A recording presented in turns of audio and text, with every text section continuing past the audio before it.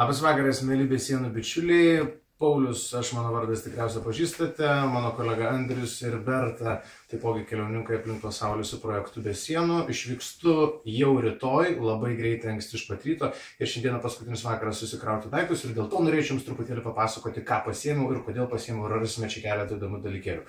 Todėl negaištam jūsų laiko, pabandysiu prabėgti labai greitai. Šitą termiką jūs jau pažįstate, mūsų didžiuliai rėmėjai ir pagalbininkai Expedition padėjo apsirengti nuo galvos iki kojų.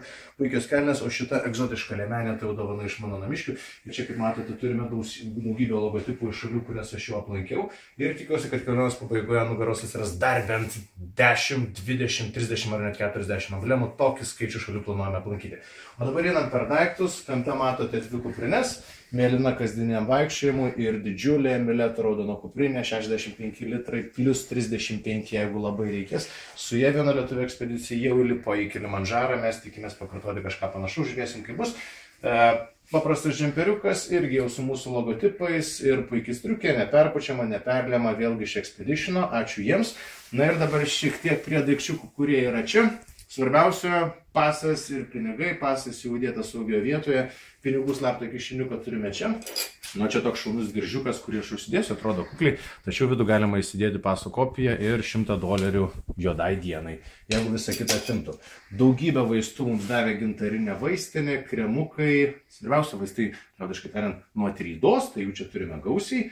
Avalynė. Vieni sportiniai kėdukai laipioti, bėgioti į vietas, kur tokie dideli batai kaip štai Miletai, antai tenais galbūt būtų per sunkus, nedidukas miegmaišis, šiek tiek rūbelių, kuriuos irgi mums davė Expeditionas, dar keletas džemperiukų, porą maikučių, termikai, marškinukai vienokiam ir kitokiam orui, porą šortų.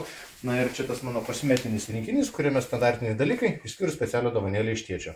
Dezinfekacijai. Dokumentai štai čia, šveicariškas piliukas, žinoma, yra būtinas dalykas. Ir šiaip jau didžioji dalis, kurią užims mano kuprinėje, tai yra technika, kurios pagalba aš bandysiu visokią įdomią informaciją sukurti per artimiausius 7 mėnesius jums. Tai galėkime iš eilės, dabar mane filmuoja būtent šis telefonas, Nokia 808 FureView. Puikia televizinė kokybė ir su ja mes bandysime daryti visą medžiagą. Ten, kur negausime elektros, turime 2 mobilias baterijas, su kuriam galėsime pasikrautis. Standartiniai dalykai, juokinga pelytė, kompiuteris, keli hardai informacijos kopijavimui. Įdomus dalykas, kurį aš įsimylėjau per pastarį pusmetį, Kindle. Skaitimui, knygų ir gidų susidėjimui, tada keletas tokių mobilių štatyvų, superinis diktafonas. Ačiū Berta, Berta leido jums pasinaudoti man 3 mėnesius, per kuriuos jinai keliaus link Jakutijos, link Krasnojarsko, per tą žiemišką Rusiją ir galų gale mes tikime susitikti Mongolijom. Apie šitą dalyką mes jūs informuosime. Turiu gausybę pakrovėjų, juos visus bandysiu sukišti į kelias štai tokias plastikinės dėžes. Ir žinoma, šioks toks prožektoriukas tamsiems vakarams. Vis dar mano pašonėje yra kalėdinė eglutė, dar kartelį sveikinu su visom praėjusiam šventėm. Linkiu, kad naujų metų vakarėlis būtų smagus.